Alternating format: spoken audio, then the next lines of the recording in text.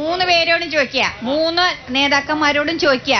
ഞങ്ങൾ സ്ത്രീകളായ ഞങ്ങളുടെ വാക്കുകൾക്ക് ഇന്നലെ 2 ചാനലിലും ഞങ്ങൾ വന്ന് പറഞ്ഞു, ഞങ്ങൾ അംഗൻവാടി ടീച്ചർമാരാണ്, റിട്ടയർഡ് ആയി ഒന്നും കിട്ടാത്തവരാണ്.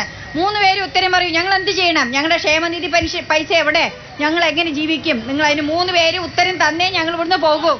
ഹലോ, ഞങ്ങൾ ക്ഷേമനിധി സാമൂഹ്യക്ഷേമ വകുപ്പിന്റെ ക്ഷേമനിധി ബോർഡിലേക്ക് അന്വേഷിച്ചപ്പോൾ അവിടെ ഫണ്ടില്ല പറഞ്ഞു. ഞങ്ങൾ അടച്ച ഫണ്ട് എവിടെ പോയി? ഞങ്ങൾ ഫണ്ടിന് എന്ത് ചെയ്ത്?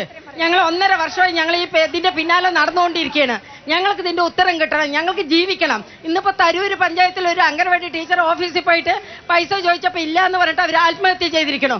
ഞങ്ങളെ പോലുള്ളവർക്ക് ജീവിക്കണ്ടേ? ഞങ്ങൾ പാവപ്പെട്ട മക്കൾ നീ നോക്കിയിട്ട് ഇരുന്നിട്ട് 42 കൊല്ലം ഞങ്ങള് 42 കൊല്ലം ജോലി ചെയ്താണ് അതിനുള്ള മറുപടി തരിക. വളരെ സനോജ് ഉത്തരം പറയേണ്ട വിഷയമാണ് പെൻഷൻ.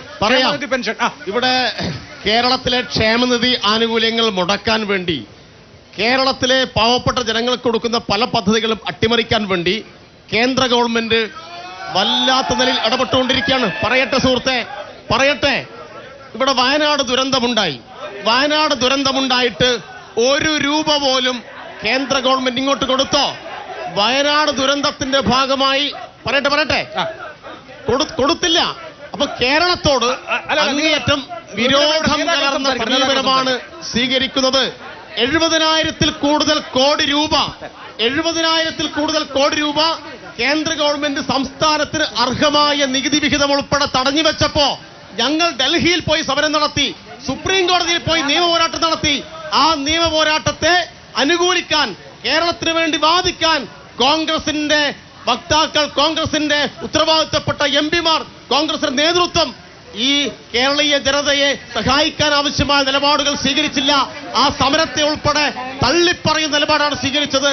അതുകൊണ്ട് ഞങ്ങൾക്ക് ഈ നാട്ടിലെ ജനങ്ങളോട് അഭ്യർത്ഥിക്കുവാനുള്ളത്, കേന്ദ്ര ഗവൺമെന്റ് നടത്തിക്കൊണ്ടിരിക്കുന്ന കേരളത്തോടുള്ള അവഗണനക്കെതിരായിട്ടുള്ള ശക്തമായ വിധിയെഴുത്തായിട്ട് ഈ തെരഞ്ഞെടുപ്പിനെ മാറ്റണം എന്നുള്ളതാണ്.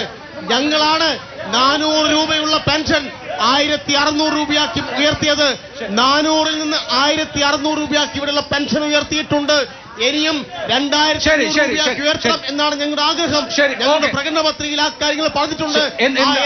ആ അമ്മമാർ പറഞ്ഞ ഞങ്ങൾക്ക് ചോദിക്കാനുള്ള ക്ഷേമനിധി ബോർഡിൽ അടയ്ക്കേണ്ട കാര്യമാണ്. ഞങ്ങളുടെ അക്വിറ്റൻസിൽ പൈസ എടുക്കണം. തീർച്ചയായിട്ടും ആ എമൗണ്ട് ഞങ്ങൾക്ക് ലഭിക്കണം. അതിനുള്ള മറുപടി മാത്രം എന്ന അഭിപ്രായം ഞങ്ങളെ സംബന്ധിച്ചിടത്തോളം ഇല്ല. എല്ലാം ലഭിക്കേണ്ടതാണ്. പക്ഷെ ഇവിടെയുള്ള ആനുകൂല്യങ്ങൾ ആളുകൾക്ക് ലഭിക്കാതിരിക്കാൻ ആവശ്യമായിട്ടുള്ള നിലപാടുകൾ കേന്ദ്ര ഗവൺമെന്റും അവരെ സഹായിച്ചുകൊണ്ട് കോൺഗ്രസും ഈ കേരളത്തെ നശിപ്പിക്കാൻ വേണ്ടി ഇടപെട്ടുകൊണ്ടിരിക്കുന്നു എന്നതാണ് നമുക്ക് മുമ്പിലുള്ള യാഥാർത്ഥ്യം. അതാണ് നമ്മൾ വയനാട് ദുരന്തത്തിന്റെ ഭാഗമായി നമ്മളിപ്പോൾ അനുഭവിച്ചുകൊണ്ടിരിക്കുന്നത്.